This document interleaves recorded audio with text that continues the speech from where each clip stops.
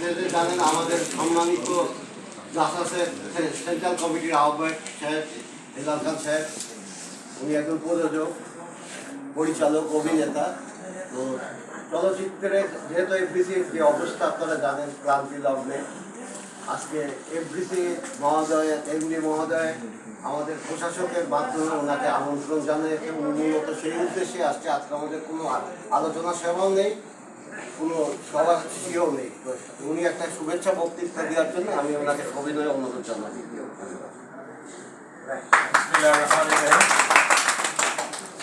উপস্থিত আমার ভারতীয়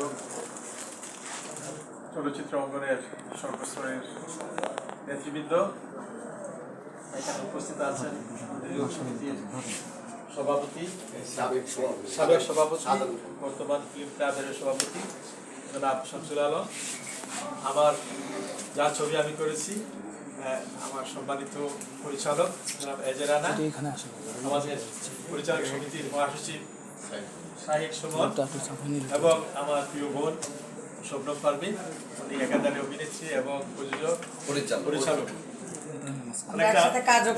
অনেক কাজ করেছে। আপনি আমি আপনার ফ্যান, আপনার অভিনয় আমার ভালো লাগে। বন্ধুগণ, এখানে যারা আছেন আপনারা সবাই কিন্তু আমার প্রিয় বোন, দেখে খুব ভালো লাগছে। যদিও এফডিসির অবস্থা খুব একটা ভালো নেই, আপনারা মনে হচ্ছে যে আপনারা অত্যন্ত আশাবাদী। আমিও আশাবাদী যে আমাদের চলচ্চিত্র অঙ্গনকে আমরা বর্তমান যে স্বৈরাচার মুক্ত বাংলাদেশ, এখানে আমরা ভালো কিছু করতে পারবো। আমরা সে পরিবেশ সৃষ্টি করব, আপনাদের সকলের সহযোগিতা এটা সম্ভব হবে। আপনারা কি সবাই সহযোগিতা করবেন আমাদের? তাহলে ইনশাআল্লাহ আমরা সত্যিকারের বাংলাদেশি জাতীয়বাদী বিশ্বাসী যারা আছেন তারা দেশকে ভালোবাসেন। আমি মনে করি দেশের যে আমাদের হাজার বছরের পুরনো যে ঐতিহ্যবাহী সংস্কৃতি, সেটাকে আমরা তুলে ধরবো। এক সময় যখন আমরা ছোট ছিলাম আমরা দেখেছি রাজ্জাক সাহেবকে সেই সাদা কালো ছবিতে অভিনয় করতে দেখেছি। তাদের ছবি দেখে আমরা কিন্তু এই সিনেমা জগতে আসছি। আমরা সেভাবেই আমরা চলে যাব। আমাদের সক্রিয় যে আমাদের নিজস্ব সংস্কৃতিকে আমরা ধরে নেব, আমরা লালন করব, আমরা পোষণ করব এবং আমাদের নতুন প্রজন্মের কাছে আমরা বিস্তার করব, তথা সারা বিশ্বে আমরা ছড়িয়ে দেব বাংলাদেশের সংস্কৃতিকে। এই লক্ষ্যে আমরা কাজ করব। আপনারা সকলে আমার সাথে সহযোগিতা করবেন। ইনশাআল্লাহ আগামীতে নির্বাচন হবে।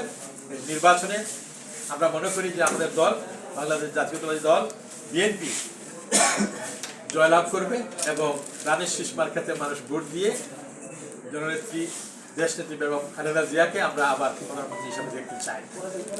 এবং তিনি যদি আসেন, আমাদের নেতা জনাব তারেক রহমান সাহেব, আমার সাথে তার যোগাযোগ আছে সবসময় এবং একান্তভাবে তার সাথে আমি কথা বলেছি বেশ কয়েক বছর আগেই। তো তিনি বলছেন যে এদিকে আমরা অবশ্যই আগামীতে যদি আমরা রাষ্ট্র ক্ষমতায় আসি, আমরা আমাদের চলচ্চিত্র অঙ্গন সংস্কৃতি অঞ্চলকে আমরা লালন করব, পোষণ করব। আমাকে আপনি সাহায্য করবেন, সহযোগিতা করবেন। ইনশাআল্লাহ আমরা এদিকে মনোযোগ দেব। আমরা বর্তমানে যে অবস্থা আছে এই চলচ্চিত্রকে আমরা এভাবে দেখতে চাই না, আমরা আরও উপরে দেখতে চাই। তার মুখ থেকেই, তার নিজের থেকেই তিনি বলেছেন সেটাই। তো ইনশাআল্লাহ আপনাদের সকলের সহযোগিতায় আমরা করব। আজকে আমার আশা এখানে আমাদের এফডিসির এমডি সাহেব এবং প্রযোজক সমিতির যে প্রশাসক, তিনি আমাকে ইনভাইট করেছেন, একটা মিটিং আছে। তো সেটার জন্য আমার আশা।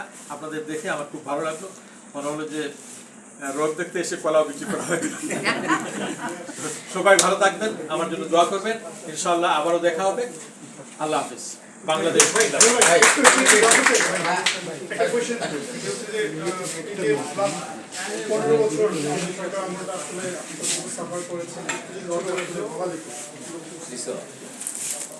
মানে গত 15 বছর আপনি কিভাবে আমরা পুনরাবৃত্তি করতে চাই না। অনেক কষ্ট হয়েছে, শুধু আমরা করি, সমগ্র বাংলাদেশের মানুষ কিন্তু নিপীড়িত ছিল, জর্জরিত ছিল। মামলা, হামলা, ভোগ, খুনের অত্যাচারে সবাই জর্জরিত ছিল। আমরা এখান থেকে তো মুক্তি পেয়েছি, আল্লাহ তাআলার অশেষ শুকরিয়া, আল্লাহর কাছে শুকরিয়া আদায় করি। তো আমরা ফেরত যেতে চাই না পিছনে, আমরা সামনের দিকে এগিয়ে চাই। আগামী বাংলাদেশ আপনাদের চোখে কেমন দেখতে চান, আসলে কেমন ভাবে সাজাতে চান যদি রাষ্ট্র ক্ষমতায় আসেন? আগামী বাংলাদেশ হবে ইনশাআল্লাহ একটা বৈষম্য মুক্ত বাংলাদেশ, একটা বিশেষ করে আমাদের যারা নিম্ন মধ্যবিত্ত এবং গরিব মানুষ যারা আছে, মেহনতি মানুষ যারা আছে, তারা কিন্তু সুখে শান্তিতে যদি বসবাস করতে পারে, সেটাই কিন্তু মূল লক্ষ্য আমাদের দল বিএনপি।